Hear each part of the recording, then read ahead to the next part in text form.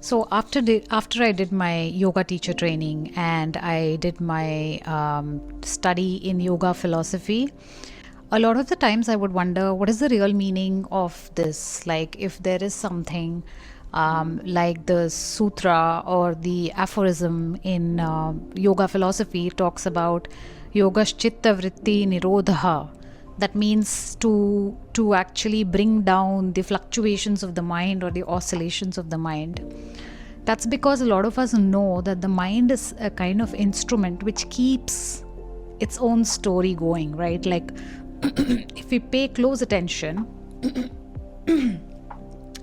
if we pay very close attention to our mind, we realize that our mind is constantly on the go. It's constantly chattering. It's constantly trying to make meaning of every situation that's happening in our lives. Like if somebody says something, then our mind immediately comes up with some sort of it associates some sort of meaning, or it associates some sort of a description or a value to it or an emotion to it. So what this does is it's constantly creating and putting us into different states of mind. So what I've understood is that like this kind of really bridges very well with sort of manifestation techniques, because what much of the manifestation does is you have to bring down the fluctuations of the mind so that you are in a knowing. You are not in a state of thinking, but you're in a state of being, or you are in a state of having a deeper knowing about what it is that you want to do. But unfortunately, there is so much of our minds involved into things nowadays that we barely get into the stage of getting in touch with our body. Like we no longer have that visceral reaction to things. Maybe some of us are very sensitive. When some of us are sensitive, it means that you have a visceral reaction from your body that I don't want this, or you start to reject some things, right? Like how maybe a pregnant woman would reject certain foods. It will just be a bodily reaction. That's how our body and mind is supposed to function. That is the ideal state. But many of us are not in that ideal state because we have actually numbed ourselves down, right? Like we just imagine you've just put like a layer of dirt on top of your existing connection between the body and the mind. And that's why you talk about chitta purification, the purification of the inner instrument. That means I will cover this purification aspect in another video because that's also a more detailed description. But if you think about it, your mind is something that's constantly creating scenarios and it's constantly chattering. It's going on and on and on and on. Like I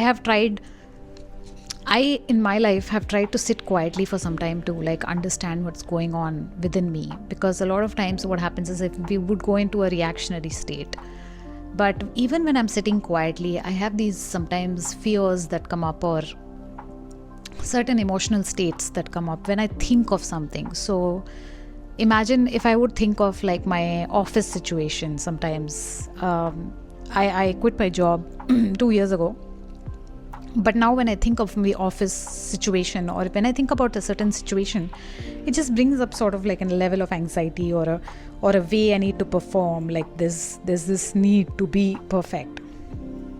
But when I'm in my natural state, like I'm in this video, I'm not trying to perform, I'm just trying to share what I know. That anxiety is not there. So you feel calmer, you feel more real. But when we have to perform, like why do we feel anxious in an interview? We have to perform. So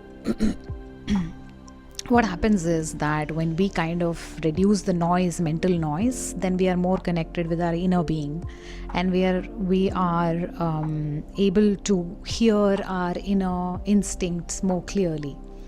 And that's a very important part. But what is happening now is that your instinctual knowledge is getting more and more away from us, right? Like because now you don't ask your instincts, okay, what should I do next? But indeed you will just go to ChatGPT and ask, oh, what do you think, ChatGPT, should I do next?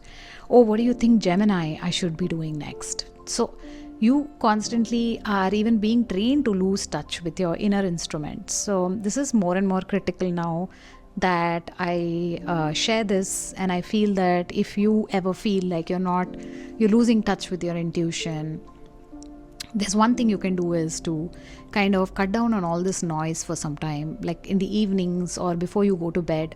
Stop using any sort of digital devices and really try to meditate as much as possible. So when you're focusing on your breath, when you're focusing on your body sensations, then it can ground you, and it can also make you understand your body and your mind better. And then the answers come from within. The answers never come from outside.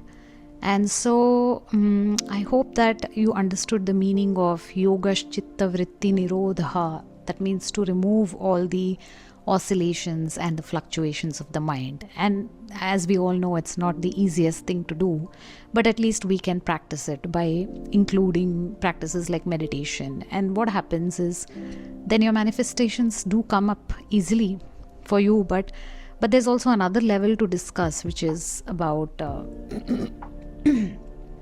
inner purification. Because when I did like Vipassana meditations, I understood that I could really be in tune with my body, but it took 10 full days of not adding any more crap into the mix, like not talking to anyone, not giving myself constant inputs, right? Many of us are not even close to that stage because we have so many inputs to our brain that your mind is constantly like, yeah, it's like this. So this is my effort to help you kind of calm down and cool down and be able to be sane in this world.